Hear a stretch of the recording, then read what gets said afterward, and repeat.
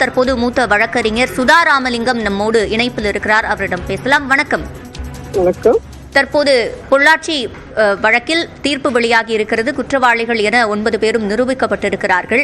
இவங்க மேல 13 பிரிவுகளின் கீழ் வழக்கு பதியப்பட்டிருந்தது. இப்ப 12 மணிக்கு தீர்ப்புல குற்ற விவரங்கள், அதாவது தண்டனை விவரங்கள் வெளியாகும்னு சொல்லியிருக்காங்க. என்ன தண்டனை வழங்கப்படுவதற்கான வாய்ப்புகள் இருக்கு மேடம்?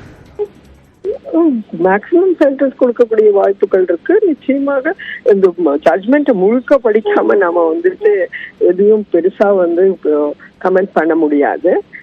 டெஃபினட்டா இந்த வழக்குல எல்லாருக்கும் மேக்ஸிமம் பனிஷ்மெண்ட் கொடுப்பாங்க. இதுல ஆடியோ வீடியோ ஆதாரங்கள் முக்கியமான ஒரு சாட்சியா அமைக்கப்பட்டிருந்தது. இப்போ இந்த தீர்ப்பு வெளியானதுல அந்த சாட்சிகளோட பங்கு என்பது என்னவாக இருக்கும்? ஆடியோ வீடியோ எல்லாமே சாட்சிகளாக எடுக்கலாம் அப்படின்னு சட்டம் சொல்லுது. We also have the IT Act. அதனால நீங்க சந்தேகத்துக்கு அப்பாற்பட்டு எந்த ஒரு எவிடன்ஸ் கொடுத்தாலும் அதை வைத்துக்கொண்டு பனிஷ்மெண்ட் கொடுக்கலாம்.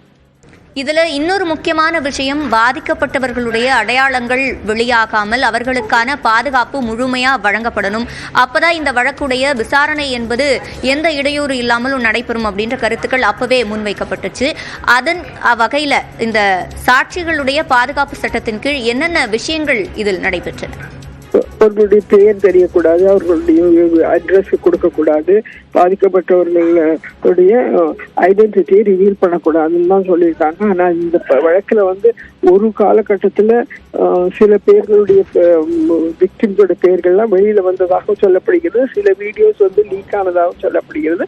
அப்படி நடந்திருக்கும் பட்சத்துல அவர்கள் மேல் கூட குற்றம் சுமத்தலாம், அவங்க மேல கூட ஆக்ஷன் எடுக்க முடியும். இணைப்பில் பதிலளித்தமைக்கு நன்றி திரு சுதா ராமலிங்கம்.